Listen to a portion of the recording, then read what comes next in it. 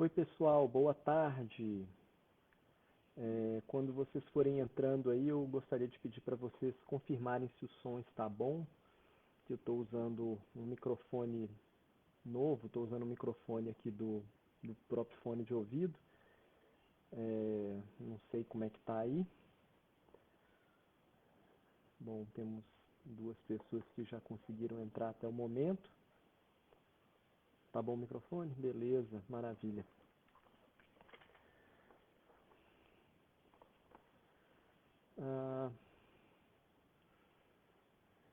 Então, pessoal, boa tarde, Larissa. Boa tarde, Amarildo.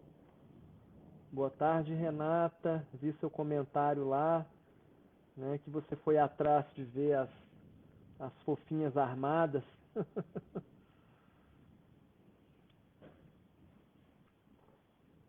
O som tá um pouco abafado. Deixa eu ver o que eu posso fazer aqui para melhorar.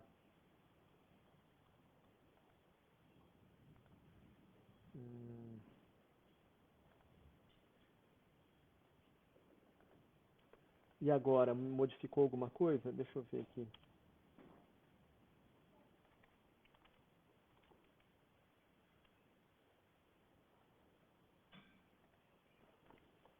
Deixa eu só dar uma olhada aqui, pessoal. Fone de ouvido a saída, entrada, esse aqui, som. Deu? Tá legal? Tá bom.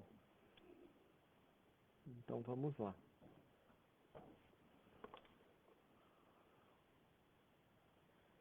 Boa tarde, Thaís. Boa tarde, Larissa Leia. Sim, né? Tá um pouco, pode ser que esteja um pouco mais baixo mesmo. Boa tarde, Gisele. Boa tarde, Amarildo. Boa tarde, Cláudia. Que bom que deu tudo certo aí para você entrar. Recebi seu e-mail, viu, Cláudia? Deixa eu ver se melhora a captação se a gente fizer aqui o seguinte.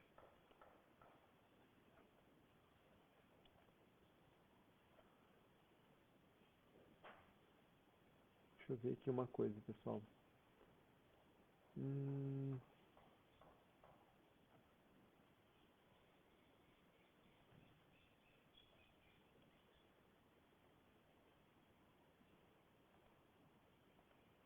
Bom, eu vou ter que, aparentemente eu teria que sair aqui para mexer com essa configuração. Assim, tá muito mais baixo, tá dando para ouvir, como é que é?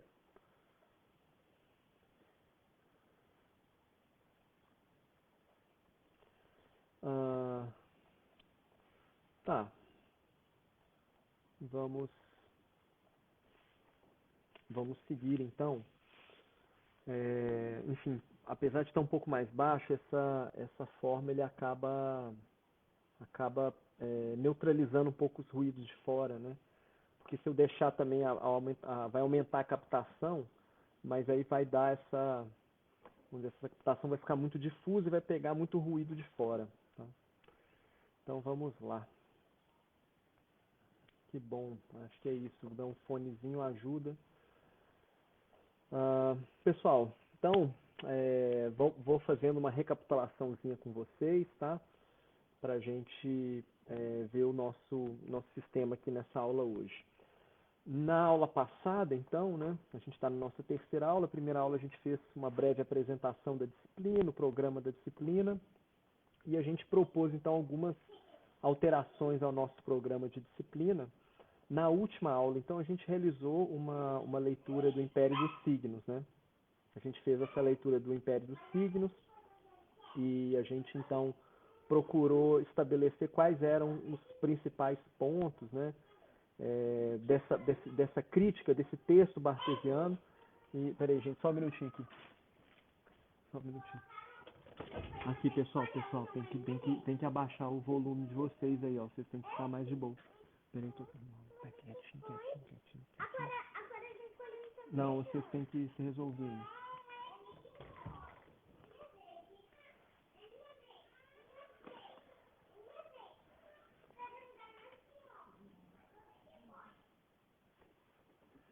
Bom, então vamos lá.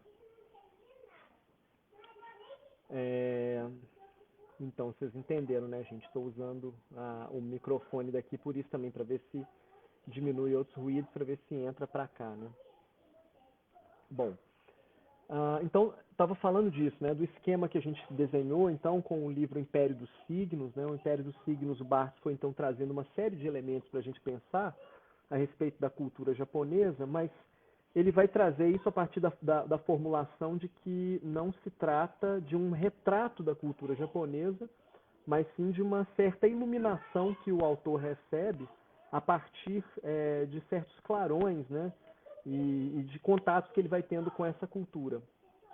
Então, assim, é quase como se a gente pensasse ali naquele texto, né, pessoal, que é um projeto, é uma tentativa, talvez, de enxergar na cultura japonesa, em alguns sistemas semióticos fornecidos pela cultura japonesa, uma espécie de teoria do signo, né? Como se a teoria japonesa fornecesse elementos para que a gente pudesse, então, pensar uma teoria do signo. Então, a questão do vazio do signo, né, que o Barthes vai trabalhar assim, em diversos aspectos, em diversos assuntos e temas e questões da cultura japonesa. E a gente viu como que é importante essa ideia do vazio, né? Na verdade, a gente poderia dizer que há uma certa fascinação, né, de escritores ocidentais em relação à cultura japonesa, em função dessa ideia de vazio, né? Como se a cultura japonesa fosse uma cultura que circulasse em torno do vazio. E aí o Barthes vai utilizar essa noção em vários momentos, por exemplo, para falar do aspecto do urbanismo da cidade de Tóquio. Então ele vai mostrar a ideia de um centro vazio, né, que obriga então essa circulação ao redor desse centro. Ele vai falar das trocas de presente, que muitas vezes é um presente que tem uma embalagem, mas ele é pura embalagem, ou seja, ele é um signo, ele não é exatamente... O foco do presente não vamos dizer assim, no objeto que está sendo presenteado, né? Então, por exemplo, o foco não é assim, o que você vai fazer com o presente, se você vai usar, se vai ser bom para você, se vai ser legal. O foco está nesse gesto, né? Que é feito de um gesto de doação de uma coisa de uma pessoa para outra. Então você pode ter presentes, por exemplo, que sejam pura embalagem e que o conteúdo seja, por exemplo, um bilhete ou uma pintura, alguma coisa que tenha um caráter mais efêmero, né? Então contraria um pouco, por exemplo, essa ideia da gente dar presentes assim, cujo foco está no valor do objeto, né? Por exemplo, você presentear uma pessoa com um anel de brilhantes ou com uma joia, né? Claro que o presente na cultura ocidental ele também é ligado, né, ao símbolo, às questões relacionadas ao valor, mas o Barthes vai enfatizar esse caráter vazio, né, do signo, que é desenhado a partir dessa noção do presente. Então hoje nessa aula, pessoal, eu vou falar aqui com vocês, eu passei esse texto, né, que é o texto do livro Japão em Análise. É um texto chamado, é o terceiro capítulo, o quarto capítulo, se eu não me engano, deixa eu dar uma olhada aqui para confirmar. É o terceiro capítulo e ele se chama O Bem-Estar na Civilização, Espaço Cibernético Budista em Kyoto. E aí, a partir dessas reflexões desse capítulo, eu preparei algumas questões que eu acho que vão nos ser úteis e nos acompanhar, talvez até o final dessa disciplina, né? Então eu já vou deixar aqui para vocês acompanharem lá na nossa... Deixa eu colocar aqui para vocês. Colocando aqui na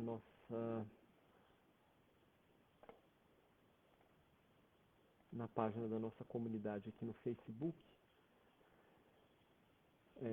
um esquema para quem quiser acompanhar uma espécie de pequeno texto, né, um roteiro. Quem já foi meu aluno sabe desse meu hábito, né? Eu tento fazer isso de alguma forma, nem sempre consigo, mas, enfim, quando eu consigo é bom.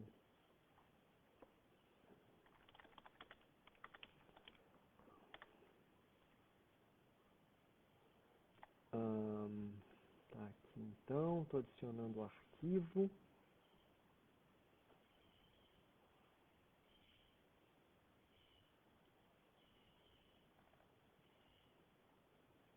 Pronto, já está lá, pessoal. Vocês podem ir baixar lá para ir acompanhando quem quiser. Então, preparei então esse esquema para que a gente pudesse pensar no seguinte, né? No livro do Roland Barthes, ele insiste muito nessa ideia, né? Como um autor ocidental que tem essa espécie de arrebatamento pela cultura japonesa, por essa diferença, né?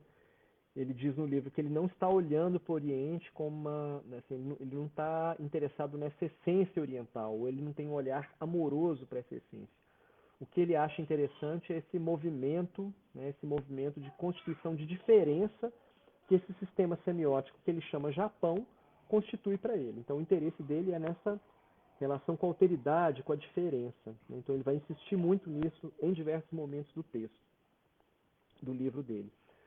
E em um determinado momento ele vai tratar especificamente as questões da língua, né? Ele vai dizer, por exemplo, que algumas particularidades da língua japonesa chamaram a atenção dele, por exemplo, como o fato de que os seres ficcionais serem marcados, né, a nível do verbo, né, num tipo de declinação específica do verbo utilizado para se referir a seres ficcionais, né?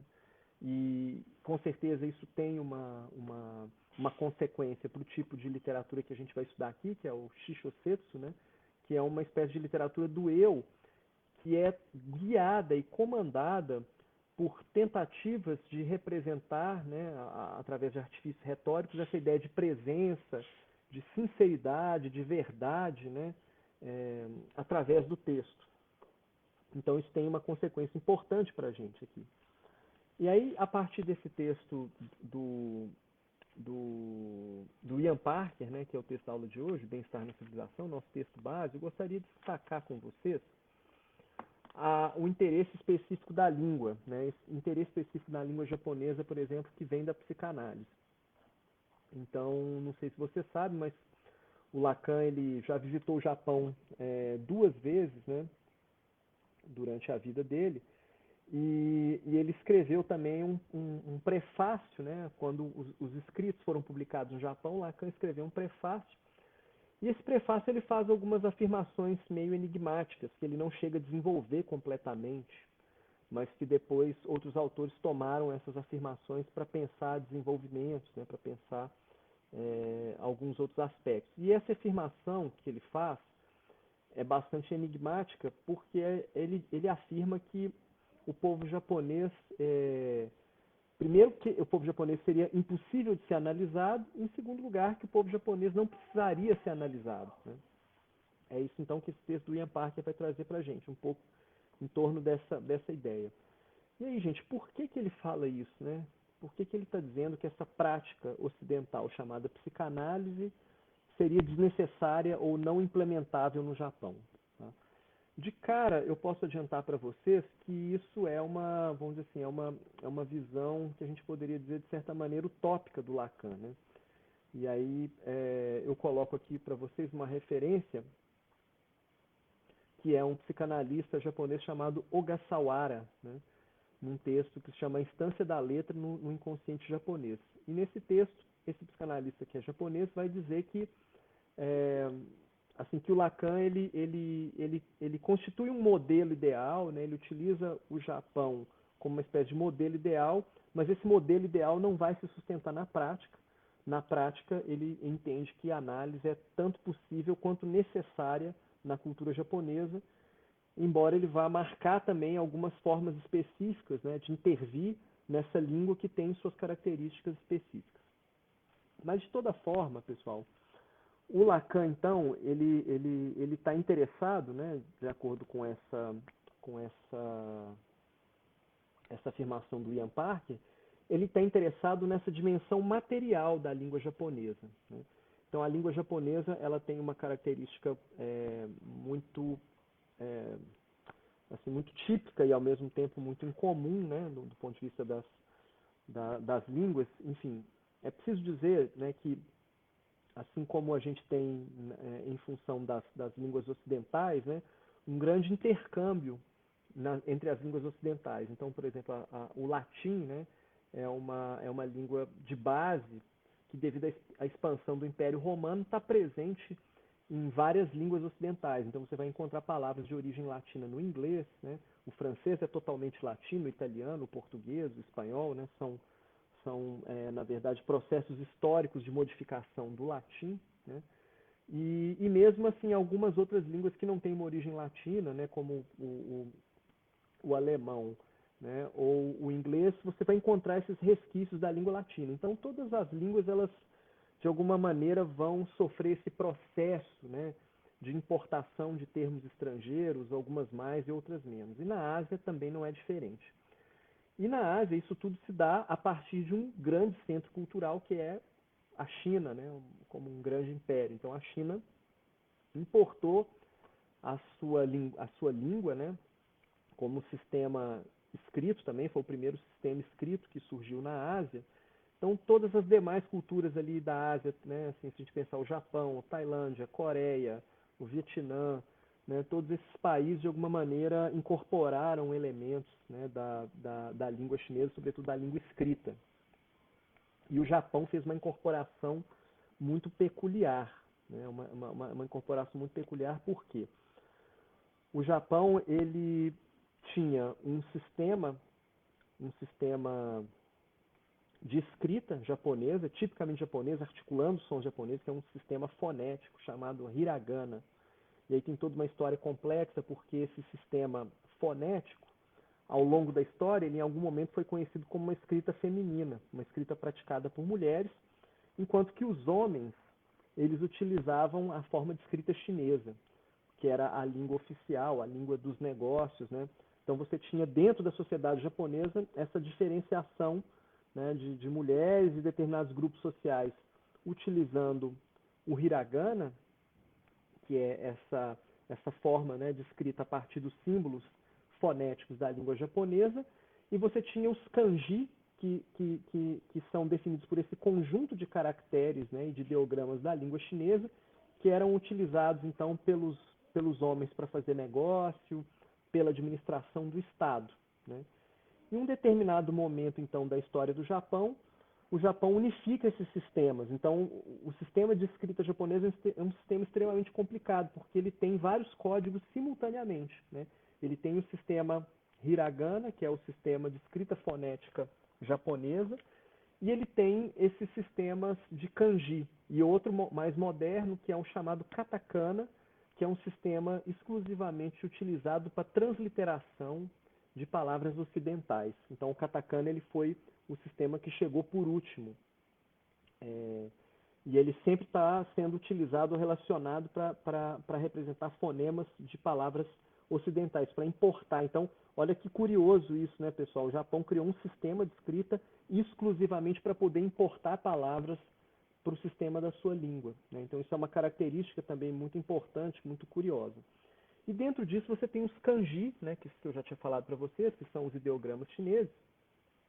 Só que os kanji, então, gente, olha a complicação. Você tem três códigos diferentes. Você tem um código que é ideogramático, você tem um código fonético, né, que é o hiragana. O katakana também é fonético, mas é utilizado para transliterar palavras estrangeiras. E dentro do sistema kanji, você tem duas formas de leitura.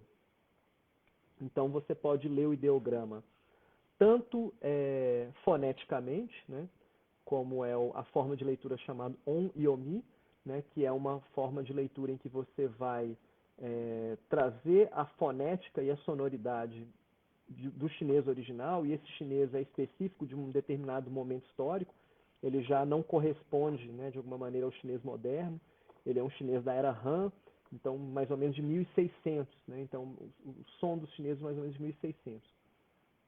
E aí você tem uma forma de leitura que é uma forma semântica, que é o kun-yomi, que é você ler os caracteres, né, a partir de uma tradução desse caractere, no que ele já significa, né, qual que é o sentido dele como, vamos dizer assim, dentro do vocabulário japonês. Então, lendo aqui uma citação na página 76 do Ian Parker, né, por que isso é importante para a gente, essa ideia desses vários sistemas, né? E olha que loucura também, né, pessoal? O Japão, ao mesmo tempo que é uma nação que se preocupa muito com a integridade e a pureza da sua cultura, é ao mesmo tempo uma nação que no seu processo histórico incorpora uma língua estrangeira dentro da sua própria língua. né? Então, esse efeito de algo estranho, né, de uma alteridade que habita a própria língua, é também um elemento assim, muito curioso que contribui para essa afirmação enigmática do Lacan. Então, vou ler aqui uma citação, a página 36, para vocês. Se tiver quem está com o meu esquema de aula, eu destaquei a citação aqui. Quem não está com o esquema de aula e só está acompanhando pelo texto PDF, é só ir à página 76, que é, acho que a terceira ou quarta página do PDF. Não é a primeira, segunda, terceira, quarta, quinta página do PDF. Quinta, não, sexta, vai. E aí o Parker vai dizer assim, um ponto importante aqui é que há uma indeterminação de significado construído dentro da operação escrita. E o sujeito japonês oscila entre a palavra, coisa da consciência, e a imagem, coisa do inconsciente. Como Shingo aponta, Shingo é um outro psicanalista japonês também, a língua japonesa equilibra-se entre o on-yomi e o kun-yomi, dois modos de ler e pronunciar os caracteres ideográficos, ou kanji da escrita japonesa. Isso, então, frustra o processo da verdadeira repressão. E o sujeito japonês nasce e existe um estado de ser comprimido entre dois modos de ler e pronunciar. Bom, para quem não é habituado com a psicanálise, eu vou dizer aqui rapidamente para vocês, para fazer uma breve explicação que pode ser um pouco grosseira e deixar algumas coisas de fora, mas que já nos ajuda a entender, né? Então, assim, num determinado ponto de vista, a gente poderia dizer assim, que a psicanálise freudiana e a leitura lacaniana dessa psicanálise freudiana vai dizer que a gente utiliza, então, a nossa língua, né, de maneira cotidiana, mas em alguns momentos é como se um outro código atravessasse a nossa língua. Então, Freud, por exemplo, ele vai dizer que que existe, né, o uso da língua é um processo secundário, é um princípio de realidade, mas que em alguns momentos há um atravessamento de algumas associações paralelas ou lapsos de linguagem em que se manifesta aí o princípio do prazer, ou um processo primário, né? Então, mas o Lacan não vai exatamente tomar literalmente essas categorias, mas ele vai utilizar a mesma ideia, o mesmo princípio, né? Ele vai dizer, bom, o que é o inconsciente? O inconsciente é alguma coisa que está estruturado como linguagem. Então, o inconsciente é alguma coisa que não está numa profundeza. O inconsciente para Lacan é uma espécie de código ou linguagem secundária que atravessa uma linguagem primária que está sendo falada. E aí, pessoal, você tem esse problema porque a língua japonesa ela é como se ela apresentasse dois códigos simultâneos, né, duas maneiras de ler. Então, o Lacan então utiliza essa ideia para dizer então que o japonês seria inanalisável, porque esse segundo código que atravessa a língua, né, que nas línguas ocidentais produziriam os lapsos linguísticos, no japonês isso já estaria evidente ou óbvio de alguma forma, né? E aí é uma formulação interessante, embora ela nos faça pensar muita coisa a respeito do que é a psicanálise, embora ela não vai corresponder à realidade da língua japonesa. A gente vai ver mais adiante que, né, esse outro psicanalista chamado Ogasawara vai defender que não, que é possível fazer psicanálise na língua japonesa e que essa coexistência dos códigos não necessariamente tornaria o sujeito, né, constituído e criado dentro da língua japonesa como um sujeito imune a essas questões do inconsciente. No meu quadro aqui, pessoal, preparei para vocês, para vocês terem uma ideia, né? Então, assim, quando Lacan está falando isso, né, que existem dois códigos simultâneos, né, e que esses códigos simultâneos eles frustrariam o recalque. Então, isso também dá origem a um elemento muito interessante, que é o kakekotoba. Kakekotoba é uma espécie de palavra pivô, né, que é um recurso utilizado tanto nos haikais quanto no aka, né, através do qual você produz sentido a partir desses dois princípios de leitura. Então, assim, uma mesma palavra vai ter dois sentidos a partir desse princípio, né, de uma leitura fonética e uma leitura semântica. Então, eu fiz esse quadro aí para vocês terem uma ideia, né? Não sei se vocês estão conseguindo acompanhar aí o quadro. Sim, o Gisele está comentando aqui que o texto foi um bocado denso, né? Mas pode trazer, assim, depois nós vamos ter a parte interativa, vocês podem trazer as questões de vocês, a gente vai tentando destrinchar o texto passo a passo. É um texto denso para mim também, certamente não vou conseguir responder todas as questões, mas talvez denso porque ele é um texto que pressupõe um conhecimento anterior de um pouco de psicanálise, mas isso também é tranquilo, né? Vocês estão vindo de uma outra área, não é obrigação de vocês dominar isso, a gente vai também sanando aí o que for possível, tá, pessoal? Bem tranquilamente. Enfim, não sei se vocês estão acompanhando aí, né? Depois eu posso passar de novo na parte interativa, mas, por exemplo, o kanji, né, que a gente utiliza para representar água, né, cujo significado semântico é água, né, então o kanji vem da língua chinesa, representa água. Se você fizer uma leitura em onyomi, você vai ler ele como soi, né? Mas se você ler ele a partir do significado em japonês, você vai ler ele como mizu.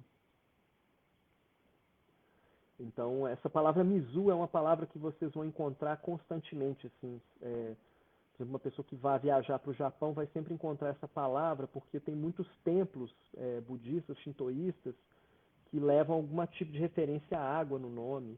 Né? E aí, então, por exemplo, um templo famoso em Kyoto é o Kiyomizudera. Kiyomizudera significa Templo das Águas Claras. É um templo muito antigo.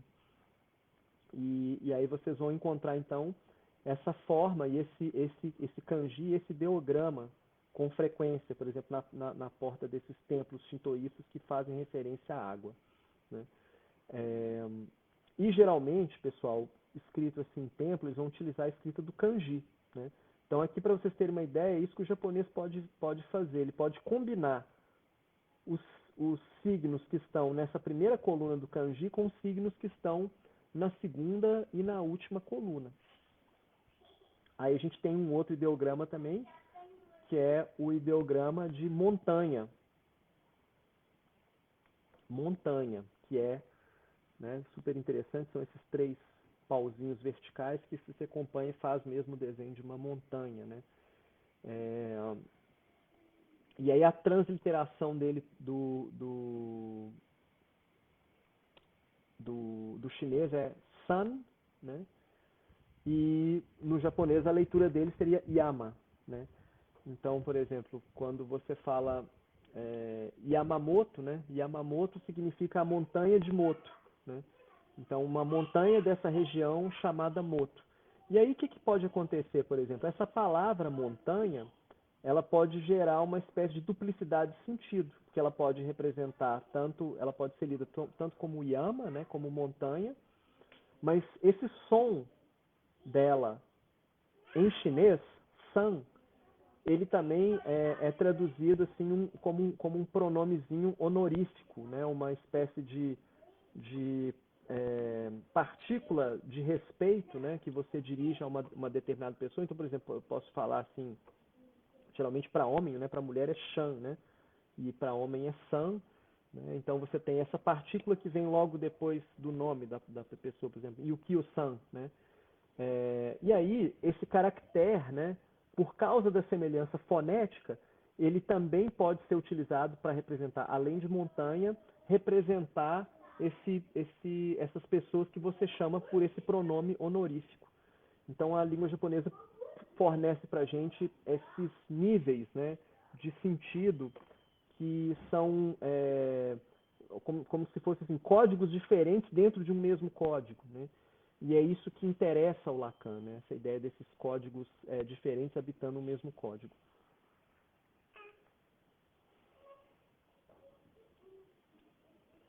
Bom, então esse modelo, né, pessoal, da língua japonesa, esse modelo ele é real, mas essa justaposição que o Lacan propõe, ela é fictícia. Né? Isso que vai argumentar esse psicanalista chamado Ogasawara.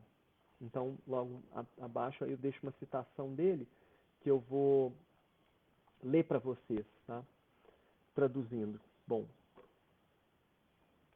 apenas essa ideia de Lacan sobre o japonês, sobre a língua japonesa, é um modelo teórico construído por ele para representar uma espécie de caso limite da analisabilidade.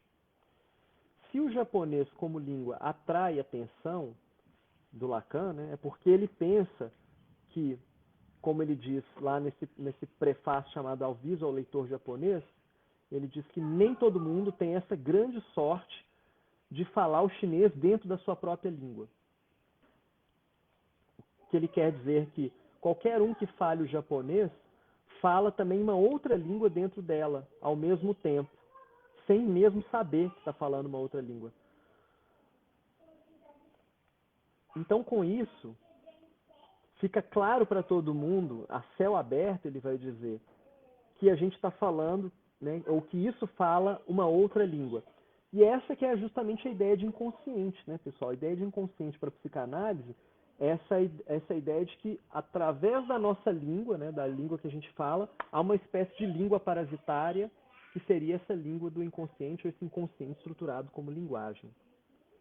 Então, na língua japonesa, existe uma duplicidade de registro, e a língua se manifesta enquanto tal, na forma da duplicidade dessas duas maneiras de leitura, do on-yomi e do kun-yomi.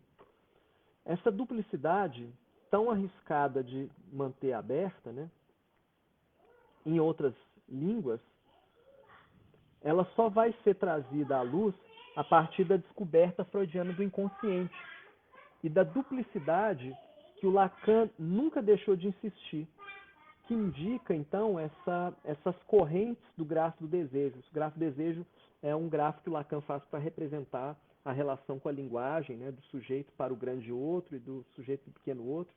Enfim, também é um aspecto mais específico da psicanálise. Mas nisso que consiste, então, esse modelo teórico do Lacan, né, que é justapor, fazer essa justaposição dessa duplicidade de registro, né, do on-yomi no kun-yomi. Ou seja, ele vai generalizar essa duplicidade de registro na língua. E no final das contas, esse efeito de justaposição é o que esse autor Ogasawara vai chamar de uma ficção teórica. E aí, completando, ele vai dizer que na clínica atual do Japão, os sintomas neuróticos continuam opacos para o sujeito. Eles não ficam assim óbvios ou a céu aberto por causa desse outro código e nem proporcionam para ele uma decifração automática. Né? E aí ele vai seguir justamente defendendo esse ponto de vista dele de que a análise tanto é possível quanto necessária no Japão. Bom, então, entendendo isso, né, pessoal, assim, que a gente está falando até agora, essa duplicidade na língua, essa capacidade que a língua tem, de alguma maneira, assim para nós ocidentais, né, que é uma língua que já traz em si uma alteridade, né? Então tem uma alteridade dentro da língua japonesa, tem uma língua estrangeira que parasita a língua japonesa, de certa maneira, né? E como que esse uso específico da linguagem vai produzir aí uma certa atração a essa ideia do vazio, né? E essa atração da ideia do vazio vai vir também não só pela língua, mas por diversas atividades da cultura japonesa, né? Pela língua, pela religião, por exemplo, pelo urbanismo, pelos gestos na convivência, né? O Barthes, por exemplo, vai falar que a religião japonesa é uma espécie de polidez, ou que a polidez substituiu a religião. Então vou ler para vocês mais um trecho aqui do Parker, porque esse trecho é bastante interessante também, fica na página 80, para a gente pensar um pouco sobre o papel desse vazio, sabe? O que esse vazio vai atrair do ponto de vista do pensamento, né, de teóricos ocidentais sobre a linguagem, sobre a literatura, né, da psicanálise também. Olha que interessante o que o Ian Parker vai dizer à página 80 do texto. Ele vai dizer assim: a realidade suprema do budismo não é Deus ou ser ou substância de qualquer tipo, mas o sunyata, que é geralmente traduzido como vazio. Mas o processo de chegar a tal vazio é mais fácil de ser mencionado do que ser alcançado, não sendo nem mesmo fácil falar sobre ele. Como a psicanálise, que é interminável porque o sujeito é obrigado a repetir a reificação das categorias e objetos que ele deseja, uma vez que ele ainda deve falar uma linguagem externa, a linguagem que é necessariamente saturada com referência a tais princípios, A tentativa de alcançar o vazio do self nunca termina.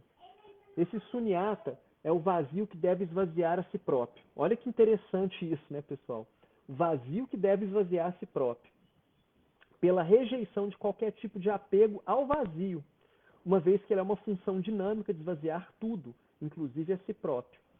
Há indícios para alguns forasteiros de que essa preocupação com o nada não está restrita às complexidades do budismo japonês, mas é ela mesma função da cultura japonesa. Então, olha que interessante, pessoal, essa observação, né, desses autores mostrando para a gente que há esse funcionamento, né, tanto na língua quanto na experiência, numa das religiões, né, fundamentais, que lidam com esse processo que é uma espécie de paradoxo, né, que é um vazio que inclusive tem que esvaziar a si próprio, né, que aí você precisa se esvaziar, mas ao mesmo tempo rejeitar o apego ao vazio. E isso gera uma configuração muito curiosa, né, na cultura japonesa, que é, a partir desse vazio, então, você poder receber e ressignificar influências de outras culturas, né? Então, já na história do Japão, você tem essa entrada da língua chinesa no próprio sistema de escrita, e aí, depois dessa abertura, né, na era Meiji, na modernidade japonesa, a gente vai ver o Japão consumindo avidamente os signos, né, os signos, o conhecimento ocidental, a cultura ocidental de uma forma muito ávida. Existe um teórico alemão, né, um japonólogo chamado Ludwig Pfeiffer, que ele tem um texto muito, muito interessante chamado O Buraco Negro da Cultura, ou no Japão, Tudo é Normal. E nesse texto ele vai discutir exatamente esse processo, né? Ele vai mostrar como que a cultura japonesa se colocou, né? Ela se transformou, inclusive, nesse grande expoente do mundo capitalista através dessa capacidade, né, de poder se identificar, assimilar e recolher esses elementos da cultura ocidental justamente a partir desse princípio vazio, né? Então, como ela também mantém esse princípio vazio, ela também não vai reter esses elementos, né? Ela vai reconfigurá-los de alguma maneira. Então, esse teórico chamado Kojin Karatani, que eu tenho achado também trabalhos assim, muito interessantes, né? Ele tem um bacharelado, ele tem uma formação em economia e depois ele foi realizando, né, o resto da formação dele, o mestrado e o doutorado, estudando literatura inglesa e literatura japonesa, né? Isso é interessante que ele vem com esse olhar da economia, então ele tem um olhar assim muito muito estrutural e muito voltado para essas questões, né, da materialidade, da circulação dos bens culturais. E ele vai dizer o seguinte, pessoal, ele vai dizer que, aí vou citar o Parker novamente na página 81, que está citando o Karatani, né? Ele vai dizer assim: Karatani fornece uma reviravolta crítica a essa fascinação dos escritores ocidentais com o nada no Japão, argumentando que o fato de que o self não existia no Japão foi crucial para que o país se tornasse um consumidor super-ocidental de ponta e uma sociedade de informação. Realmente, observa Karatani, não havia nenhum self sujeito à identidade, mas havia uma identidade predicativa, com a capacidade de assimilar qualquer coisa sem, sem, sem provocar qualquer choque ou dar origem a qualquer confusão. Ficou um errinho aqui, tá, gente, no texto aqui, vou até tirar aqui. Já.